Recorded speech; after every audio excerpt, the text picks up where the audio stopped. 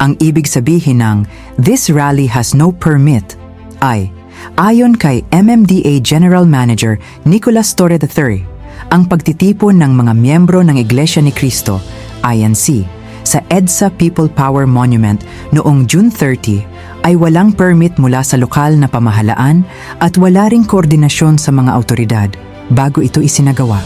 Dahil dito, naging biglaan ang pagresponde ng mga pulis at traffic enforcers sa malaking bilang ng mga dumalo na nagdulot ng matinding trapiko sa EDSA.